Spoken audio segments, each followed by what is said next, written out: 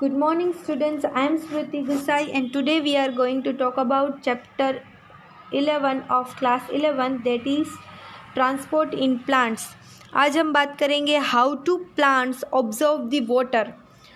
पूरा चैप्टर यहीं उसी पर अटका हुआ है कि किस तरह से पानी होता है वो प्लांट कैसे ऑब्जर्व करता है।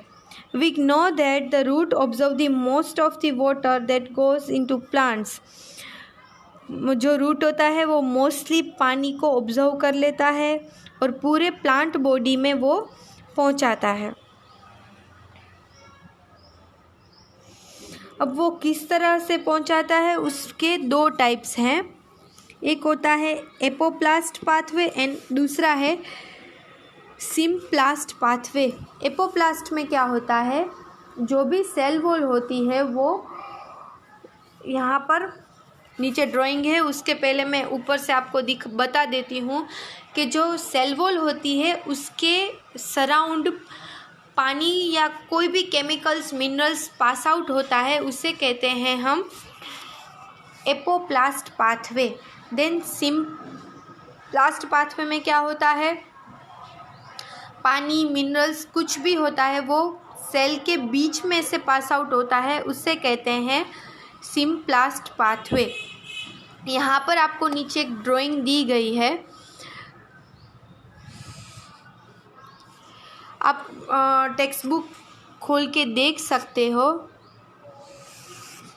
कि ये जो पूरा डार्क ब्राउन कलर का हमें दिखाई दे रहा है वो है एपोप्लास्ट, और जो ये लाइट कलर का है वो होता है सिम्प्लास्ट।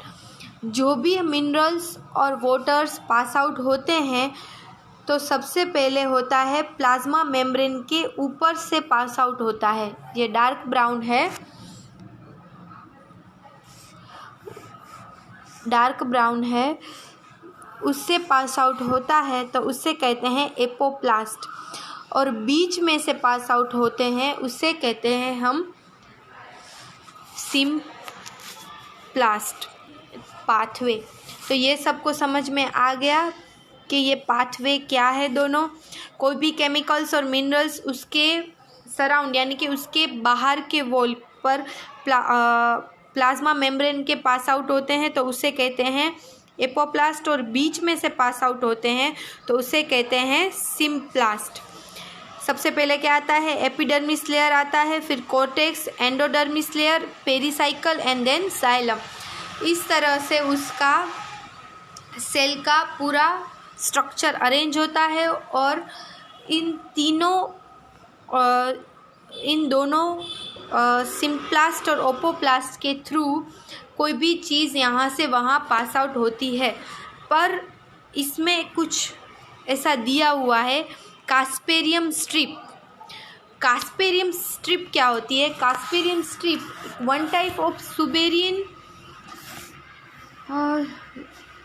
सुबेरियन मैट्रिक्स होता है जो एंडोडर्मिस के लेयर के सराउंड होता है, जो सभी सेल में नहीं होता है, कुछ ही सेल में एंडोडर्मिस लेयर के सराउंड अरेंज किया होता है, जिसे हम सुबेरियन मैट्रिक्स कहते हैं, जिसे कास्पेरियम स्ट्रिप भी बोल सकते हैं, जो कोई भी चीज़ को अंदर से बाहर या बाहर से अंदर जाने नहीं देता है, पानी को सेल वॉल के अंदर नहीं जाने देता है, जो सभी सेल में नहीं होता है, कोई सारे अमुक सेल में ही होता है। तो सबको समझ में आ गया, सुबेरियन मैट्रिक्स को कास्पेरियन स्ट्रिप भी बोलते हैं, जो एंडोडर्मिस लेयर के सराउंड अरेंज की गई होती है, और वो पानी या कोई भी दूसरे मिनरल्स एंड कंपाउंड्स को अंदर जाने नहीं देता है, उसको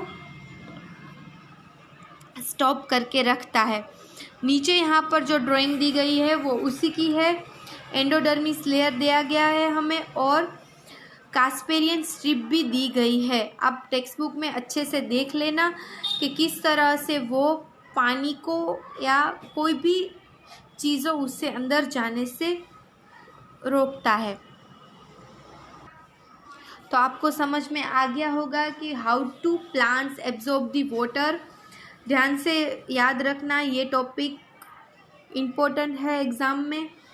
सिम्प्लास्ट एंड एपोप्लास्ट क्या है? बाहर का जो लेयर है वो होता है एपोप्लास्ट और बीच का जो लेयर होता है वो होता है सिम्प्लास्ट। कोई भी चीज़ बाहर से पास आउट होती है तो उसे कहते हैं एपोप्लास्ट, और बीच में से पास आउट होती है तो उसे कहते हैं symplast. Thank you. Next topic की बात हम नेक्स्ट टॉपिक में करेंगे। Thank you. नेक्स्ट वीडियो में, सॉरी। Thank you.